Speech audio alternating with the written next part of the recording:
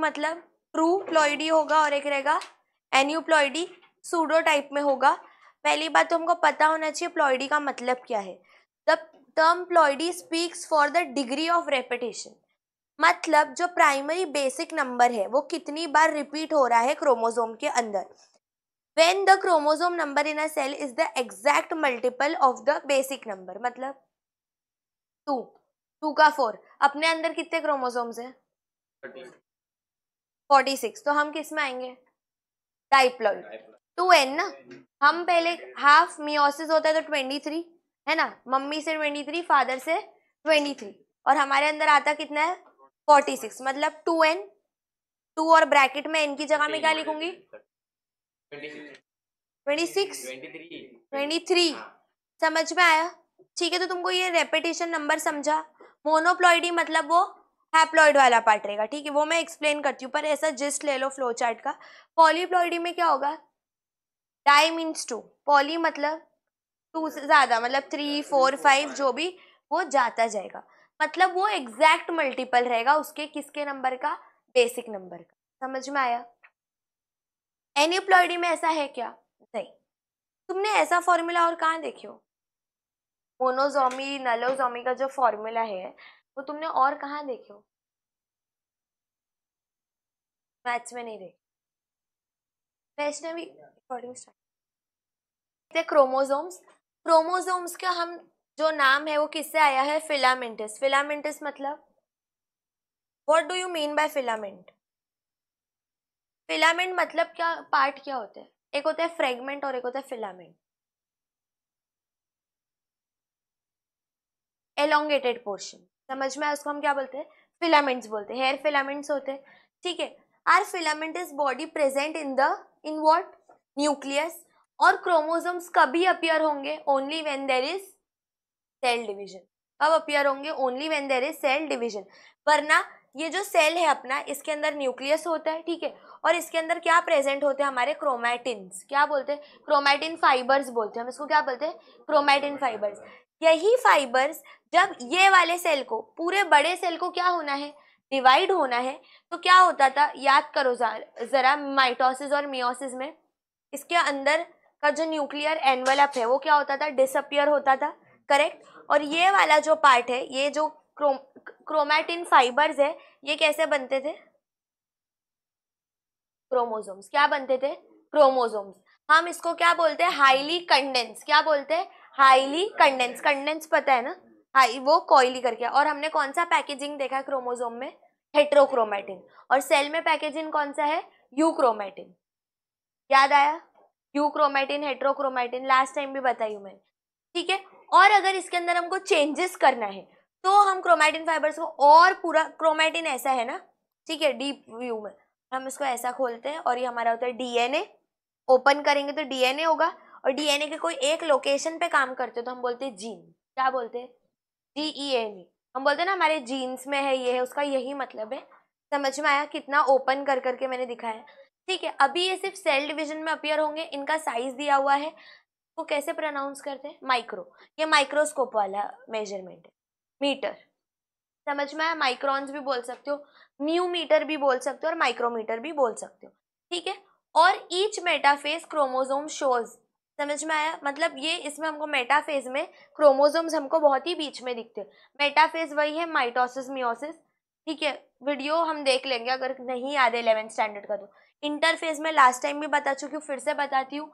ये हमारा सेल रहता है, ठीक है, ये डिवाइड होने का टाइम है। समझ में? ये तुम खाली एक उसका लाइफ का पार्ट देख रहे हो, ठीक है, लेकिन सेल आया कौन से लाइफ के पार्ट से? Cell cycle. कौन से पार्ट से? Cell cycle. ये वाला हमेशा फेज तुम बड़ा बनाओगे, G1, S, G2 और M। मेटाफेज इसमें नहीं है, ये M फेज है, माइटोटिक फेज है। Growth 1 phase, synthesis phase. Synthesis मतलब कभी भी याद रखो, सिंथेसिस जो वर्ड तुम पढ़ते हो बायो में, उसका मोस्टली बायो में नहीं, इसका मतलब होता है टू प्रिपेयर। क्या मतलब होता है? To prepare. कहाँ ऐसा वर्ड पढ़ रहे हो? Synthesis, photosynthesis. फोटो मतलब लाइट, लाइट के प्रेजेंस में क्या प्रिपेयर हो रहा है? खाना बन रहा है, फूड। समझा सिंथेसिस वर्ड? प्रोटीन सिंथेसिस मतलब वहां पर प्रोटीन बनेगा। थोड़ा 11th स्टैंडर्ड का नॉलेज लगाओ, कौन सी जगह पर राइबोसोम्स बनते हैं? राइबोसोम्स प्रोटीन सिंथेसिस में, सॉरी राइबोसोम्स किस में हेल्प करते हैं? प्रोटीन सिंथेसिस में। याद है हमने सेल का स्ट्रक्चर देखा था। एक रफ स्मूथ क्या होता है, नाम बोलो। रफ, वेरी गुड, रफ और स्मूथ। रफ पे क्या होते थे? ग्रैन्यूल्स होते थे, राइबोसोम्स रहते थे, और उस पर नहीं होते थे। वेरी गुड, समझ में आया तुमको? तो बेसिकली ये फेज को तुम कट कर दो, ठीक है। ये फेज जहां पर खत्म हुआ और ये फेज जहां पर स्टार्ट होता है, समझ में? ये सेल है ना छोटे छोटे, ये डिसीजन लेते हैं। पहले तो ये सेल डिसीजन नहीं लेगा, पहले तो ग्रोथ होगी इनकी। क्या होगी? ग्रोथ होगी। ये ग्रोथ लेने के बाद ये डिसाइड करता है कि मुझे आगे चलकर डिवाइड होना है, तो वो एस फेज में एंटर हो जाएगा। समझ में आया? पर ये क्या डिसाइड करते हैं? मुझे परमानेंटली एक काम करना है। प्लांट्स में परमानेंटली काम कौन करते हैं? दो, जाइलम और फ्लोएम। जाइलम कैरी करता है पानी और फ्लोएम कैरी करता है फूड। तो ये सेल्स क्या होंगे? ये सेल्स डिवाइड नहीं होंगे। क्या करेंगे? पहले डिवाइड होगा, फिर क्या करेगा?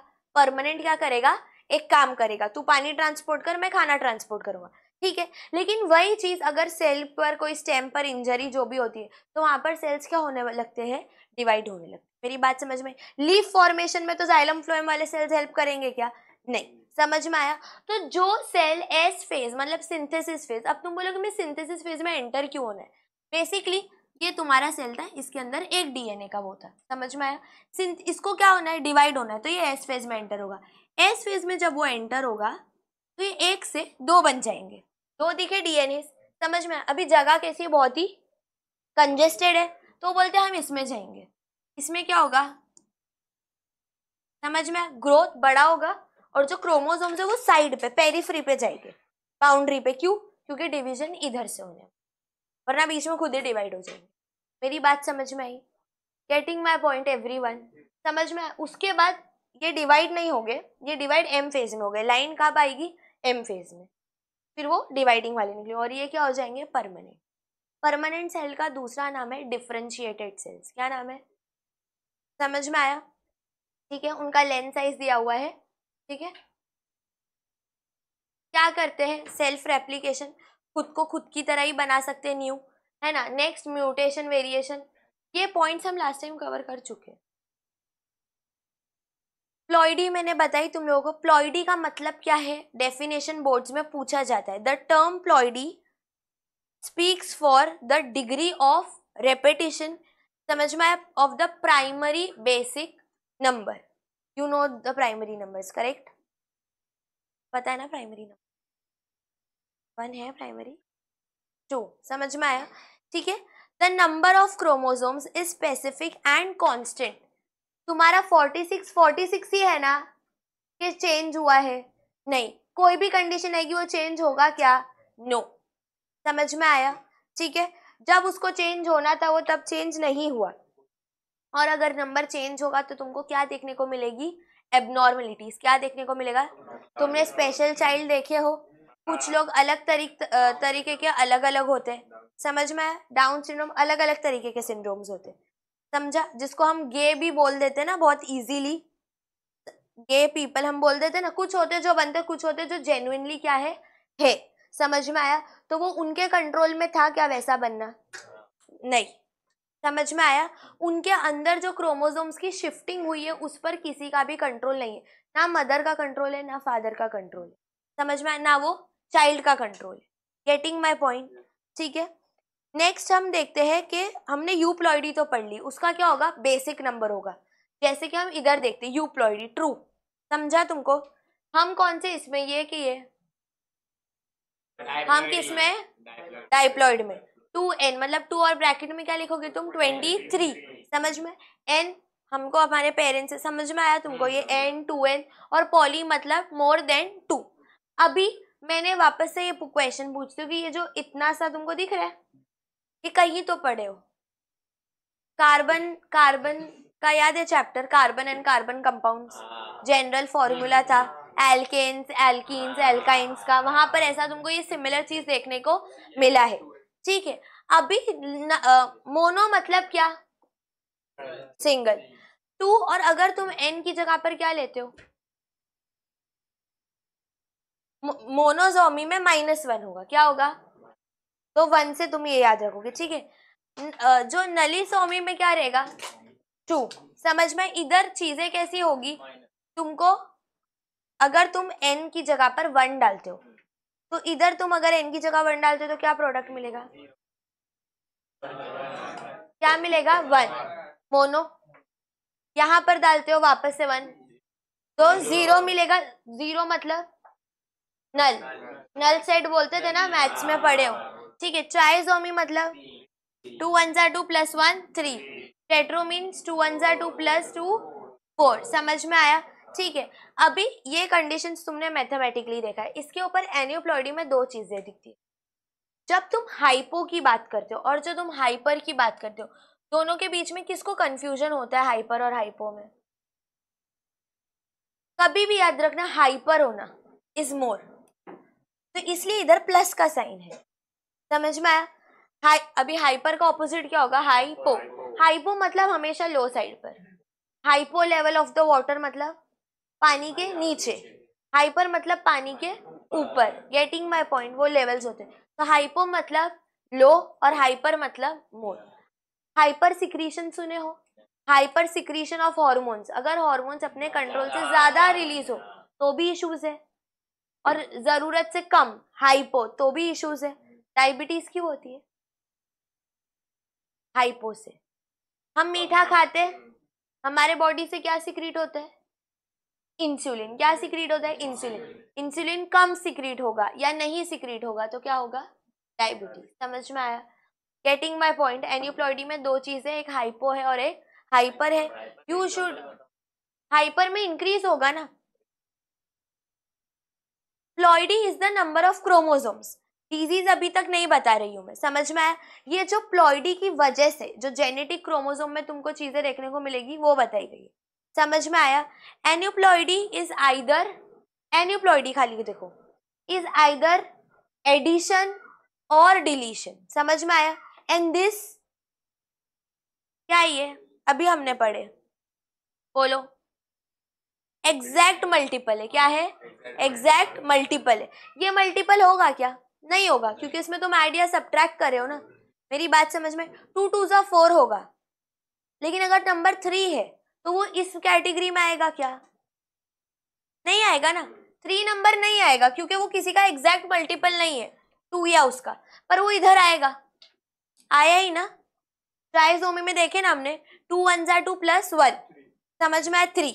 मेरी बात समझ में आई? इधर ये क्या है, एग्जैक्ट कांस्टेंट भी रहेगा और एग्जैक्ट मल्टीपल रहेगा, और यहाँ पर ये चीज हमको देखने को नहीं मिलती है। समझ में आया? यूप्लॉइड्स इंक्लूड मोनोप्लॉइड, जिसका दूसरा नाम है हैप्लॉइड। ठीक है, ये हमको सेट्स ऑफ क्रोमोसोम मिलते हैं। अभी हमको देखने को मिलेगा स्ट्रक्चर ऑफ क्रोमोसोम। समझ में आया? यहाँ पर तुम दो वर्ड पढ़ते हो, कॉन्स्ट्रिक्शन पढ़ते हो। कॉन्स्ट्रिक्शन मतलब क्या, ये तुम्हारा क्या है, पेन है। समझ में? इसको मैं बीच में से प्रेस कर दूं, अब ऑफ कोर्स इसका सबस्टेंट हार्ड है तो नहीं, तुम बीच में गार्ड बांध दो तो तुम वो एरिया को क्या कर रहे हो, कॉन्स्ट्रिक्ट। समझ में आया? तो कॉन्स्ट्रिक्शन के हम दो वर्ड पढ़ते हैं, एक है प्राइमरी और एक है सेकेंडरी। मैंने लेक्चर से मतलब जो फर्स्ट लेक्चर था या सेकेंड, मैंने क्या बता दी, प्राइमरी, प्रो, प्रिमिटिव। तीन का मतलब क्या होता है, फर्स्ट। प्राइमरी मतलब फर्स्ट। समझ में आया? या कोई वर्ड से पहले प्रो लगता है, ईयू मतलब ट्रू, वो तो याद हो गया। प्रो मतलब पहला, प्रोकैरियोट्स जो पहले सेल्स है, तो प्रो मतलब पहला। समझ में आया?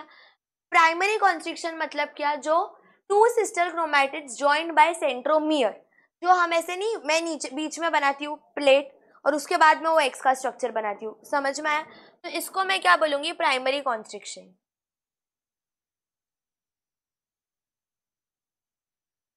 ये जो मैं बनाती हूँ ना सिस्टर क्रोमैटिड्स के बीच में, तो ये क्या है, अपना प्राइमरी कॉन्स्ट्रिक्शन जो पहले आया है। ठीक है, जिसका दूसरा नाम है सेंट्रोमियर। अभी कुछ बच्चे गलती करते हैं ये नाम लिखने, ये सुने हो कहीं? जब तुम सेल साइकिल में होता है ना, क्या होता है सेल साइकिल में तुम्हारा, सॉरी माइटोसिस और मियोसिस में तुम देखते हो जो फर्स्ट फेज रहता है अर्ली प्रो फेज, उसमें जो स्पिंडल वो होते हैं ना, स्पिंडल फाइबर्स, ये क्या है, सेंट्रियोल्स। समझ में याद है? तो ये दोनों को सेंट्रोमियर भी बोला जाता, सेंट्रोजोम भी बोला जाता है। समझ में आया? मेरी बात याद है? ये चीजें कहाँ नहीं मिलेगी देखने को? एनिमल सेल में होगा, प्लांट सेल में ये नहीं होगा। समझ में आया? और यही फिर ऑपोजिट पोल पे जाते हैं, अटैचमेंट होता है और सेल डिवीजन होगा। वो वीडियो मेरे को नहीं लगता है शायद ही किसी को याद है। ठीक है, काइनेटोकोर की बात करते हैं। इसके अंदर एक प्लेट होती है जिसका नाम क्या दिया हुआ है? काइनेटोकोर। क्या नाम दिया हुआ है? काइनेटोकोर। जो जब सेल मेटाफेज में होता है। कौन से फेज में? तो ये तुमको दिखे, ये सेंट्रोमियर्स दिखा तुमको, सेंट्रियोल्स दिखा, आई एम सॉरी, सेंट्रियोल्स। तो ये जो तुम्हारा क्रोमोसोम में बनाऊंगी ऐसे, ये स्पिंडल फाइबर्स अटैच हुए, समझा? ठीक है। और मैं क्रोमोसोम कैसे बनाऊं? हॉरिजॉन्टल के वर्टिकल? कैसे बनाना चाहिए आइडियली? वर्टिकल, ऐसे। समझ में आया? तो ये जो अटैचमेंट दिखा तुमको, जो चीज क्रोमोसोम की सिस्टर्स अटैच नहीं होंगी स्पिंडल पे, क्या अटैच होगा?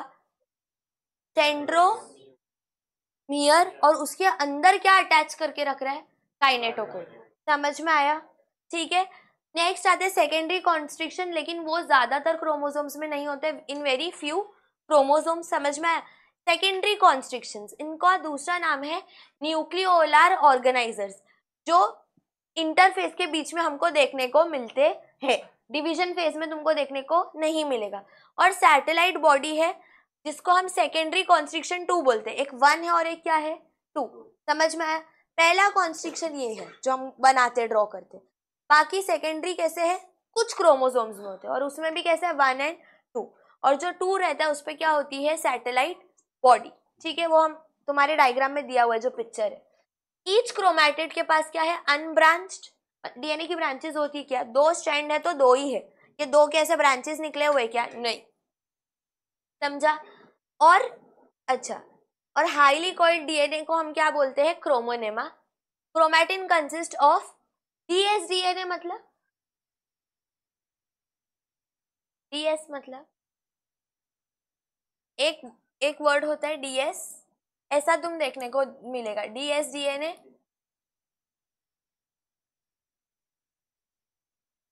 डीएनए में कितने स्ट्रैंड होते हैं? 2, डबल स्ट्रैंडेड। और आरएनए हमेशा डीएनए की तरह ही रहता है, पर रहता है कि एक ही धागा रहता है, तो सिंगल स्ट्रैंडेड। स्क्रीनशॉट नहीं। समझा? Getting my point? तो एसएस और डीएस का मतलब समझा? डबल स्ट्रैंडेड और सिंगल स्ट्रैंडेड। ठीक है। हाँ, लेकिन वो क्या बोल रहे हैं? डबल स्ट्रैंडेड डीएनए कंसिस्ट करते हैं, सिंगल स्ट्रैंडेड डीएनए भी हो सकते। समझ में आया? ठीक है। सैटेलाइट बॉडी दिखी, न्यूक्लियोलर ऑर्गेनाइजर दिखा।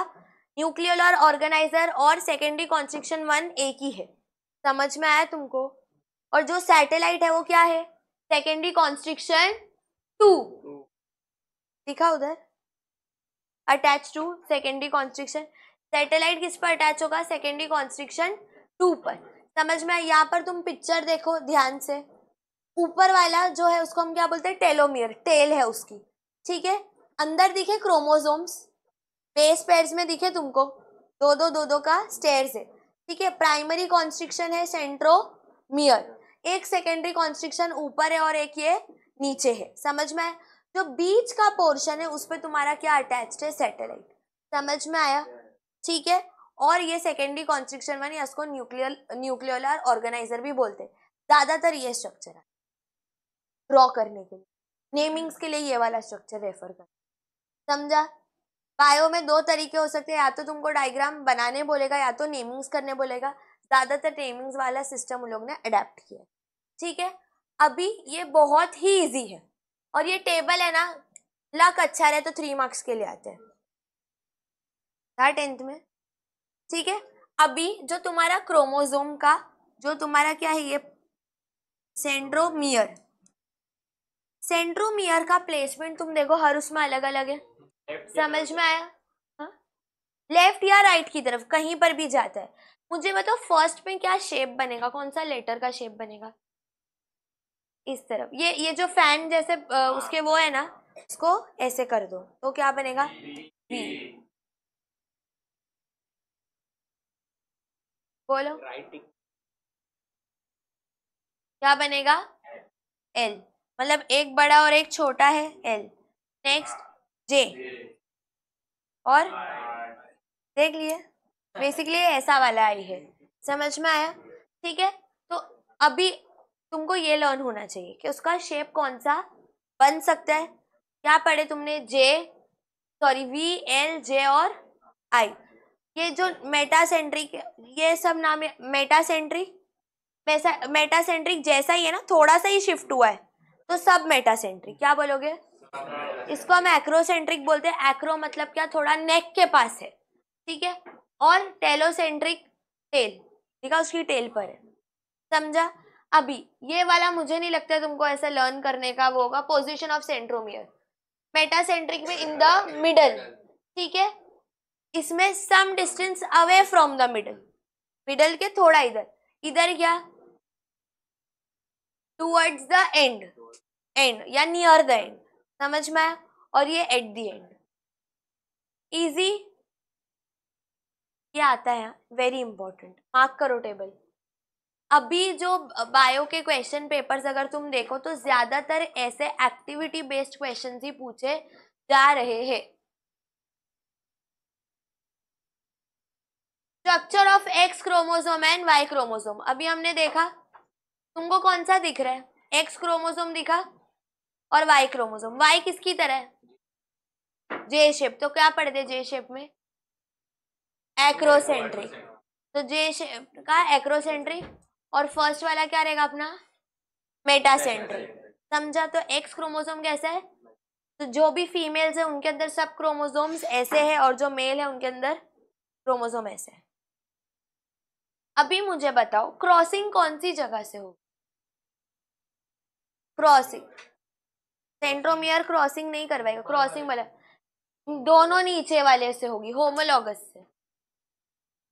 मेरी बात से मैं क्रॉसिंग की बात करूं, मेल फीमेल सेम होते क्या अर्जुन? मैं यही बोल रही हूँ कि मेल फीमेल की क्रॉसिंग कैसे होगी? मेल के अंदर से जीन्स आएंगी और फीमेल के अंदर से जीन्स आएगी, उसका क्रॉसिंग होगा, तो वो होमोलॉगस वाले एक दूसरे को क्रॉस करेंगे। वीडियो देखे थे ना हमने, 8 का वो क्रॉसिंग होता था लास्ट टाइम, मैंने बताई थी ना, ऑरेंज कलर और रेड कलर मैंने बताई, ठीक है। मतलब अगर इसका इतना पोर्शन, ये दिखा तुमको, इसका इतना पोर्शन अगर इधर जाएगा ना तो उसका आधा पोर्शन इधर आएगा, समझ में? रिपेयर, या ऐसा हो सकता है क्या? नहीं, इधर का इतना कट होगा और इधर का इतना, तो सेम शेप आ रहा है क्या? सेम साइज नहीं। अभी तुमको लिंकेज पढ़ना है। लिंकेज का मतलब क्या है? What do you mean by link? Linking of people, joining, ठीक है। अभी लिंकेज का मतलब क्या? कितने क्रोमोसोम्स टुगेदर आगे इनहेरिट होते हैं। मेरी बात समझ में आई? एक साथ इन द चेन, तो उसको हम क्या बोलेंगे? लिंकेज। वो लिंकेज क्या नहीं हो रही है? टूट रही नहीं है। तुमने देखा है कितने लोग बहुत ही अपनी मम्मी के जेरोक्स कॉपी होते हैं, फादर के जेरोक्स कॉपी होते हैं, हम डिफरेंस नहीं बता पाते। I am not talking about the twins, समझ में आया? बहुत ही सेम दिखते, समझ में? तो वो क्या होता है अपना linkage. As the genes are present on the chromosome, they have the tendency to inherit together. समझ में? हो सकते हैं उन लोग साथ में ही जाए। Number of linkage groups, haploid chromosome और number of pair chromosomes. Linkage दो तरीके की, एक है कंप्लीट और एक है इनकम्प्लीट। हमारे में कितनी रहेगी? 23, 46 हो सकती है, ठीक है। कंप्लीट लिंकेज, यहाँ से इन लोग दोनों इजीली टुगेदरली इधर से पास हो सकते हैं कि वहां का लास्ट बेंच का एक और यहाँ का फर्स्ट बेंच का एक, कौन सा वाला क्लोज है? लिंक कौन अच्छे से बना सकते हैं? जो बाजू में बैठे, नियर बाय, समझ में आया?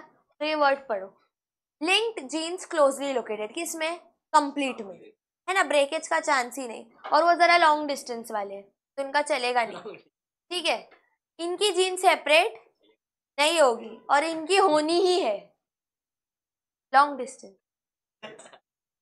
इनकी जीन्स इनहेरिट टुगेदर होगी, यस, और इनकी नहीं होगी, क्योंकि बीच में बहुत सारी लिंकेजेस हो सकते हैं, है ना, दो लिंकेज के बीच में और बहुत से है, ठीक है। Genes called are complete, okay this point doesn't phenomenon complete linkage. अच्छा, you see this complete linkage का वो दिया हुआ है, X chromosome of drosophila mails.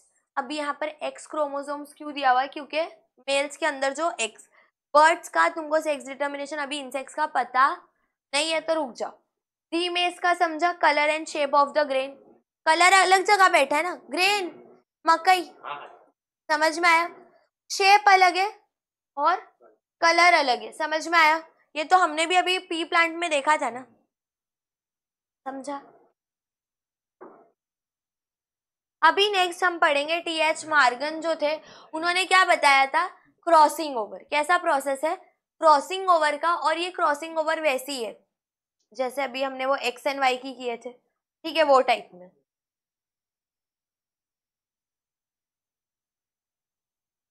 Tetrad formation मतलब चार कैसे होगा? चार टेट्राड कॉम्बिनेशन मतलब लास्ट टाइम मैंने बताई थी, एक क्रोमोसोम और उसके ऊपर एक क्रोमोसोम ओवरलैप, तो कितने स्ट्रैंड्स होंगे टोटल? एक क्रोमोसोम दो से बने, चार, तो चार मीन्स टेट्राड, समझा? क्रॉसिंग ओवर और टर्मिनलाइजेशन। एक बार देखना है वीडियो माइटोसिस मियोसिस का।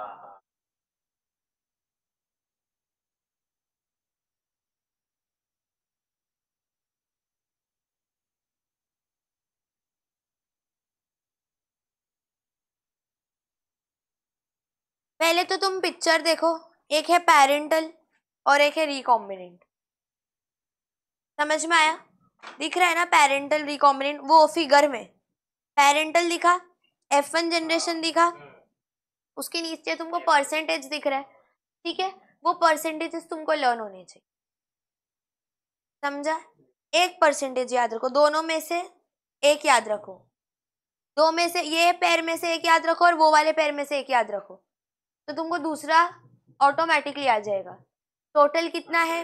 100%, 98.7 है, तो फिर उसका वो क्या होगा? 1.3। और अगर तुम यहाँ पर 62.8 और 37.2 है, यहाँ पर तुमको कोई ड्राइंग या पिक्चर बनाने को नहीं बोलेगा, समझ में आया? यहाँ पर उसने सिर्फ लिंकेज के बारे में ज्यादा अच्छे तरीके से एक्सप्लेन किया है, ठीक है, और क्रॉसिंग ओवर के बारे में एक्सप्लेन किया है, ठीक है? मॉर्गन ने कौन से एक्सपेरिमेंट, कौन सा उसका वो था तो वो वर्क ऑन कर रहा था? वो था तुम्हारा फ्रूट फ्लाई, क्या था? जिसका नाम है ड्रोसोफिला। इसने यहाँ पर क्या देखा? Dihybrid cross. क्या देखा? डाइहाइब्रिड मतलब कितने कैरेक्टर्स होंगे एक टाइम पे? दो कैरेक्टर्स की बात होगी, समझ में आया? दो कैरेक्टर्स की बात की जाएगी, और इसने यही वाली चीज, मतलब यही इंसेक्ट क्यों चूज? इजीली अवेलेबल, नेक्स्ट जल्दी मल्टी, मतलब जल्दी बर्थ देते, समझ में आया? बर्थ देते, समझा? हाँ, ठीक है, और इनका लाइफ स्पैन भी बड़ा छोटा सा है, ठीक है? लाइफ स्पैन इज शॉर्ट, कितना शॉर्ट? अबाउट 2 वीक्स, 2 हफ्ते ही जीते हैं उन लोग, समझ में आया? ठीक है, more over it's a high rate of reproduction. कितनी दिखती है ना हमको फ्रूट फ्लाई, दिखती है ना ज्यादा, लेकिन लाइफ स्पैन कितना है? 2 वीक्स, इसलिए उन लोग को जल्दी रिप्रोड्यूस करना भी पड़ता है, ठीक है? यहाँ पर कौन सी दो कैरेक्टर्स की बात की गई अगर तुम पेरेंट्स को देखते हो तो? येलो बॉडीड व्हाइट आइड फीमेल, मतलब दो कैरेक्टर्स की बात हो रही है, एक बॉडी का कलर और, समझ में आया? ये दो हमने किसके एक्सपेरिमेंट्स की बात की है, ठीक है? टेक्स्ट बुक देखो, Morgan carried several dihybrid cross experiments in fruit fly to study the genes के वो सेक्स लिंक्ड है या नहीं, समझ में आया? कुछ जीन्स होती है जो सेक्स क्रोमोसोम्स पर भी लिंक्ड होती है, सेक्स लिंक्ड इनहेरिटेंस हम बोलते हैं, और एक होती है जो तुम्हारे ऑटोसोम्स पे होती है। पढ़े हो ना 10th स्टैंडर्ड में?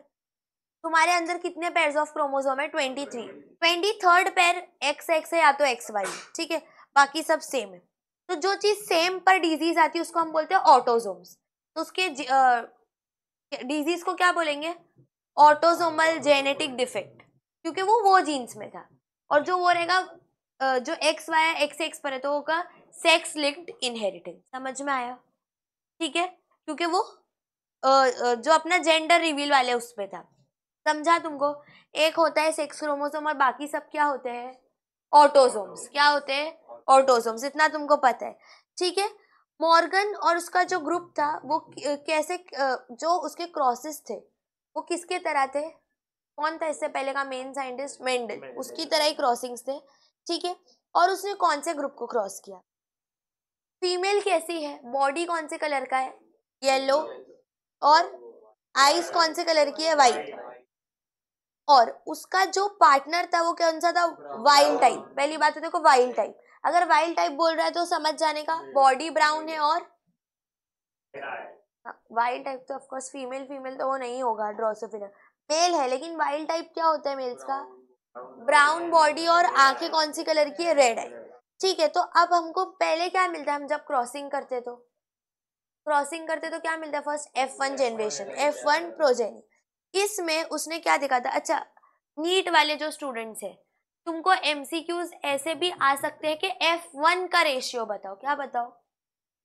F1 का। समझ में आया? तो तुमको देखना पड़ेगा या नहीं, या तो पूछेगा F2 जनरेशन का रेशियो, तो हम लिखते ही है।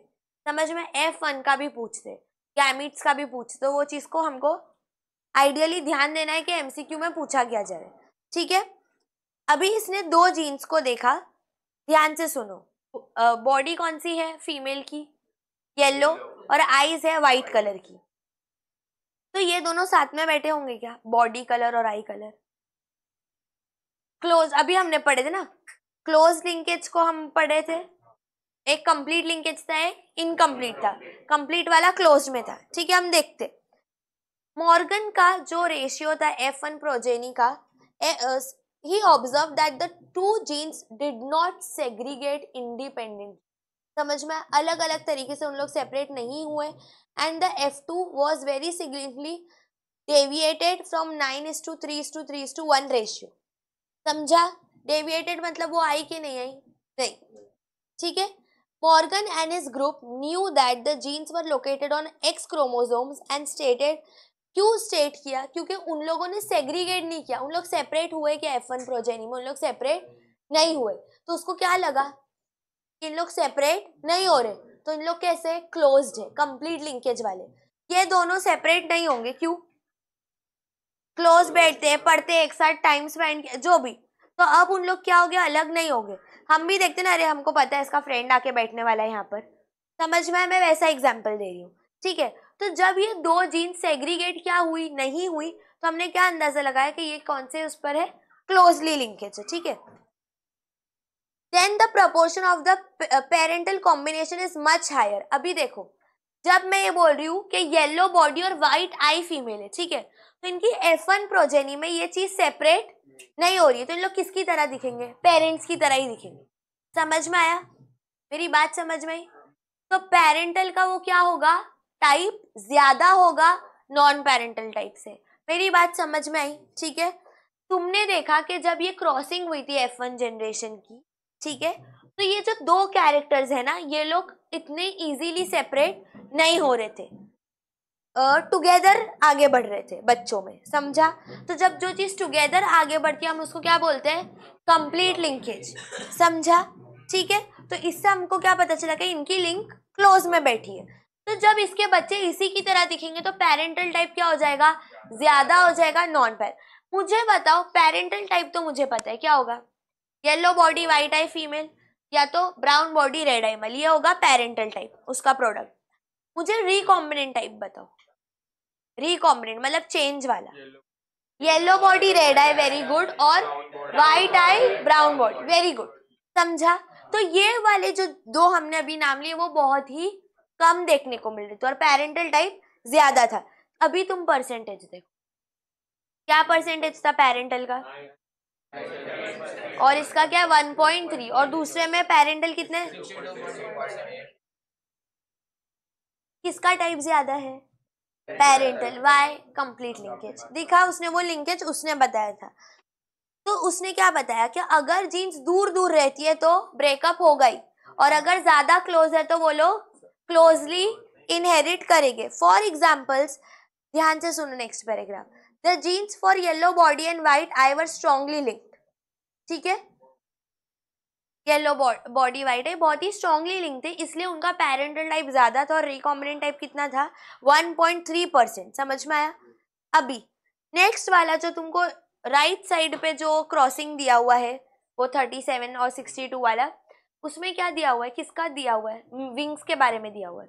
पेरेंटल विंग्स कौन से है, पेरेंट्स, देखो इसमें विंग्स की बात कही गई है। वाइट मिनिएचर और दूसरा क्या दिया, वाइल्ड टाइप। ठीक है, तो तुम क्या देखते हो, ज्यादा क्या आया है, वाइल्ड टाइप और वाइट मिनिएचर, समझ में आया। तो तुमको नीचे वाले जो F2 वाला है, F2 में क्या ज्यादा देखने को मिल रहा है, नीचे लास्ट वाला बॉक्स देखो, wild type, miniature, white miniature, white normal, लेकिन पेरेंटल टाइप ज्यादा है अगर तुम कंपेयर करो तो। ठीक है, क्रॉस वन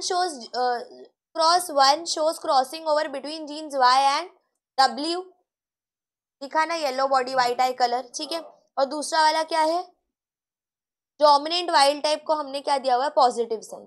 तो तुम वाइल्ड टाइप में देखो W पे पॉजिटिव साइन है, दोनों के पेरेंट्स देखो, वाइल्ड टाइप वाले पे W पे पॉजिटिव साइन है और वाइट मिनिएचर पे पॉजिटिव साइन नहीं है, पेरेंट्स, पेरेंट्स ऊपर, फर्स्ट वन, हाँ दिखा, पेरेंट्स में वाइल्ड टाइप में पॉजिटिव साइन है और इसमें नहीं है।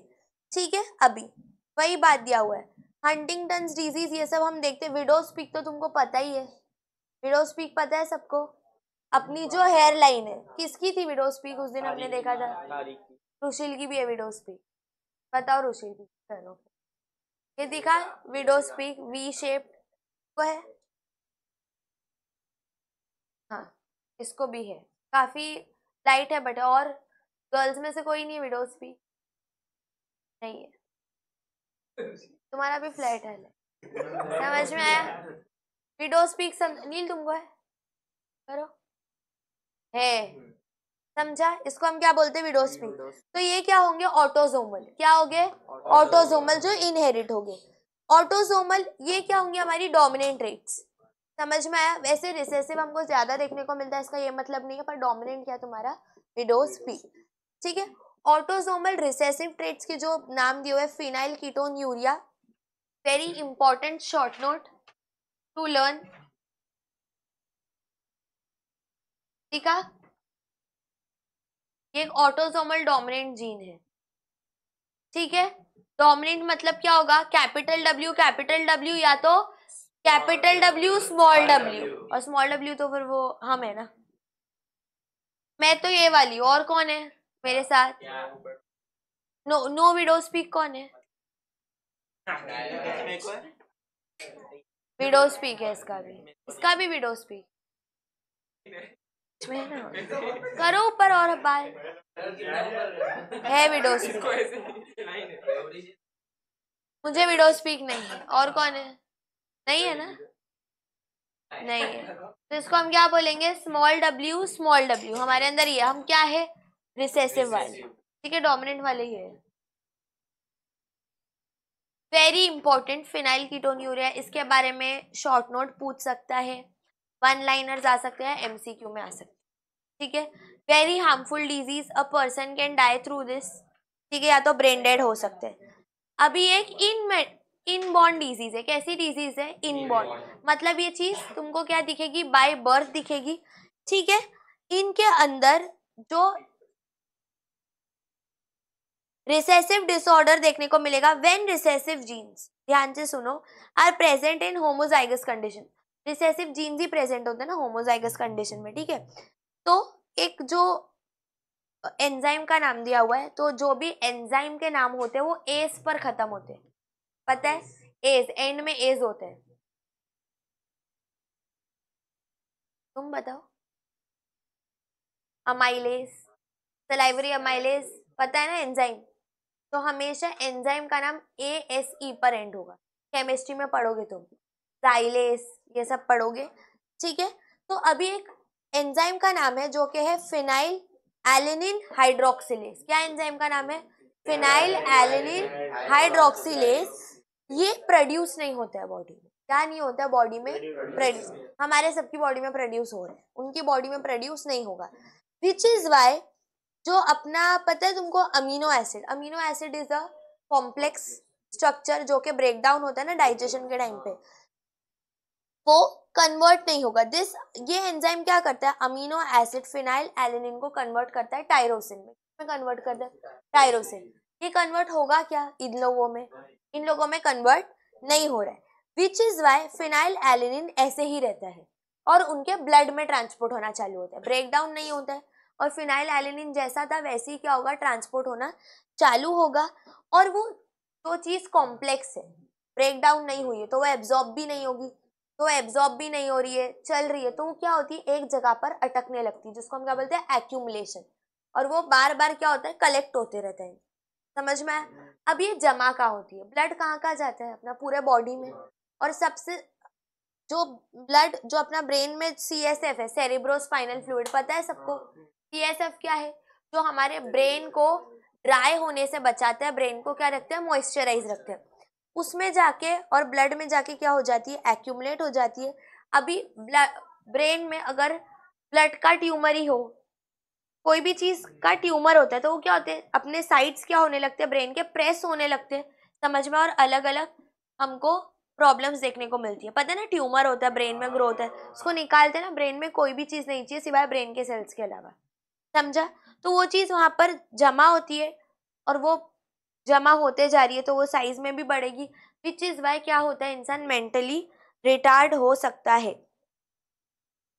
Excess phenyl alanine in urine, hence this, और ये एक्सक्रीट का होती है ज्यादा यूरिन के अंदर। समझ में आया? ठीक है।